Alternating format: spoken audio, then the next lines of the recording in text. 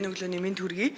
За амьтны тухай хуульд нэмэлт өөрчлөлт оруулах тухай буюу амь нас мал сүргийг хамгаалах зорилгоор чон агнасан бол энэ хуулийн 25-ын 1-р заалт хамаарахгүй гэсэн энэ асуудлыг Монгол Ардын намын бүлгийн зүгээс дэмжиж байгаа.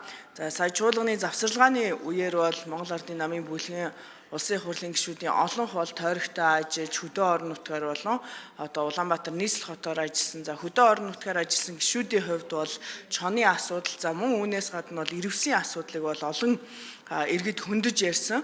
За одоо зөвхөн миний зүгээс гэхэд Увс аймагт жишээлбэл Үлгий суманд, Авгаангай, Увс аймгийн Түргэн суманд, Баярмаа, за Ховд аймгийн Алтай суманд Баяр хүүгээ гихч мэтлэр олон малчид зөвхөн энэ асуудлыг одоо онцлон хилэлцэх гэж иргэдийн уулзалтыг одоо хөдөөнөөс зорж суман дээр бол одоо зарим хүрэлцэн ирсэн байгаа.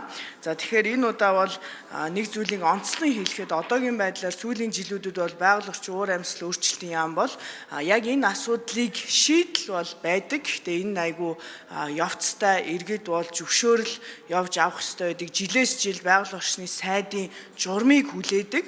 Тэгэж мал сүргийн бүтцийг өөрчлөх зорилгоор бол одоо чон агнах зөвшөөрөл авдаг байгаа.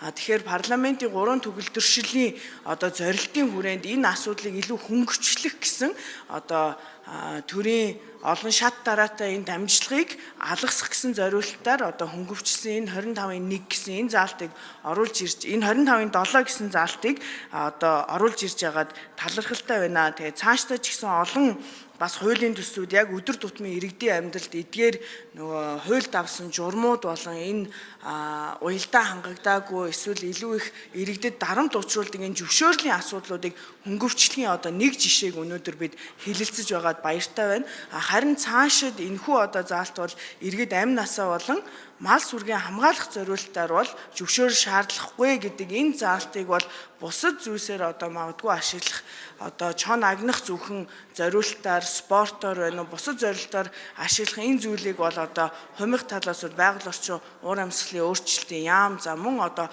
орон нутгийн хэмжээнд бас энэ хуулийг буруу талаас нь ашиглахгүй байх талаас нь онцгойлон хэрэгжилтнээр бол анхаарч ажилласаа гэж хүсэж байна. Баярлалаа.